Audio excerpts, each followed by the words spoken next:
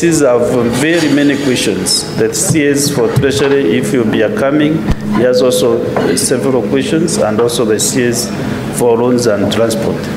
Therefore, we really need to use our time properly so that we can be able to dispense of. So far, none of them has indicated. I've raised with the office of the clerk, none of them has indicated that he's not appearing. But we have decided to start with the one who is in this building, the CS for Labor and Social Protection. Yes, Senator Sifuna, what is your point of order? Speaker, I wanted to seek clarification on whether the other CSs have given any time indication of when we can expect them to be here.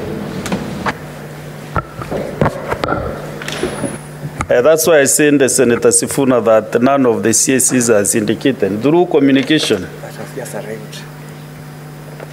This from who? This is from Treasury.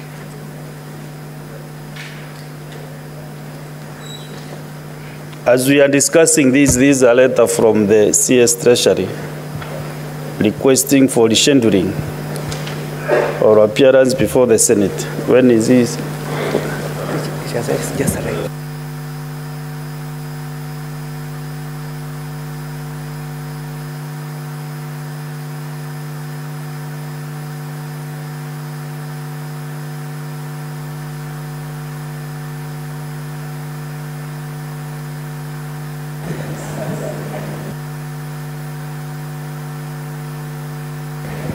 Honorable Senators, the CS for Treasury and Economic Planning, the CS Honorable CP John Bandi Ngongo, his letter has just arrived, and he has said that the reason is that he is engaged in a critical meeting at the State House that requires his presence and attention. And also he has not indicated when he will be appearing. He has just said, I look forward to engaging your esteemed house at a later date. That is the letter. And you know, I'm also very truthful, so I've read the content as it is. So I want to give a few senators maybe to interact with this communication. Yes, Senator Sifuna, continue and finish up. Honorable Chair, in fact, that practice is something that you must not allow. There is no way a cabinet secretary can send a letter to you seated in the chair this morning. I am very shocked because you see, Honorable Chair, we woke up very early in the morning to come and attend this session. The question that I was supposed to put to CS Mbadi is a question that is over a year old.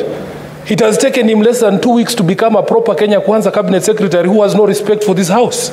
Honorable Chair, we cannot allow this because we want to engage with these CSs. He cannot tell us, and I have heard in this house before, people saying that when Kibaki was president, if there was a matter before Parliament and another one before State House, the precedent was that you come and attend to the matters in the House first. I want to tell John Mbadi that this is unacceptable. This is unacceptable, totally unacceptable, when he has to show respect for this house. And in fact, it is worse that he was a member of Parliament. If he had just been plucked from the wilderness like some of the other people I see, maybe we would excuse him. But he is a member of Parliament. He has even finished 2 weeks. Honorable Chair, this is unacceptable. Respect for this house. And as of yesterday, there was already communication that he had confirmed he was going to come. Kwani these State House meetings just spring up on people like it is a surprise party.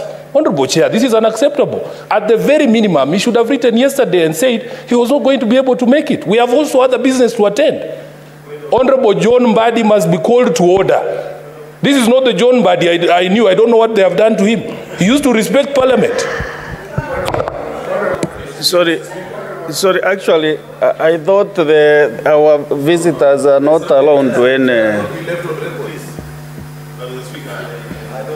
I want to give our guests just 10 minutes, then we can do housekeeping.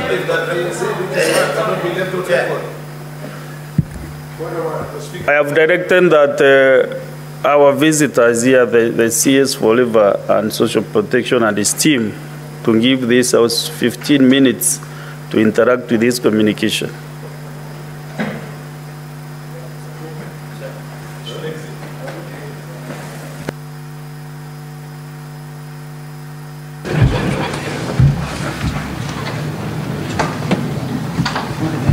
There's a holding room just behind here. There's a holding room just behind. Yes, Majority Leader. Mr. Speaker. I keep telling my friend Sifuna that if he wants to become a good legislator, he must not conflate issues. The point that he's raising is something that all of us on this side agree with. I have been on this floor severally, coming down heavily against cabinet ministers when they fail to appear before this house.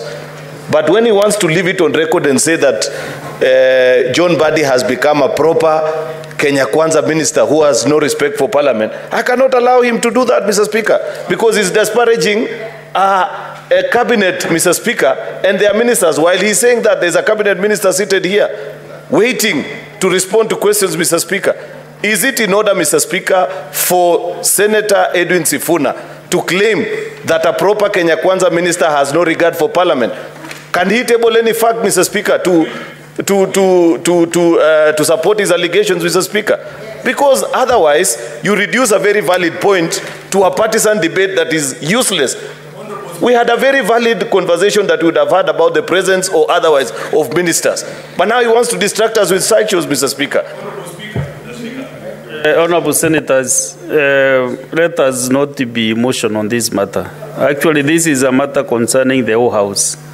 This is a bipartisan issue. So, Senator Sifuna, maybe you can kill a record so that we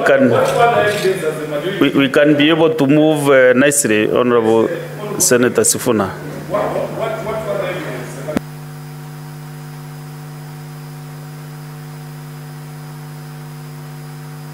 No, I've asked him to clarify that bit so that... You don't want me to speak?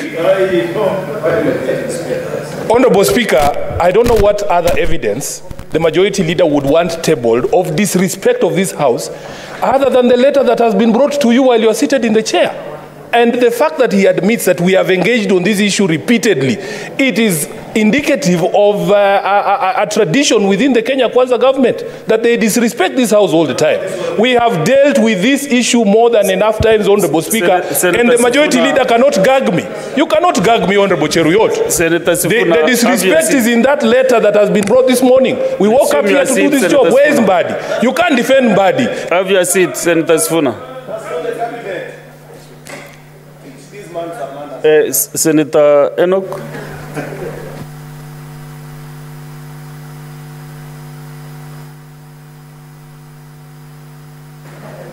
You know, Mr. Speaker, there are things that you are saying that are difficult to implement.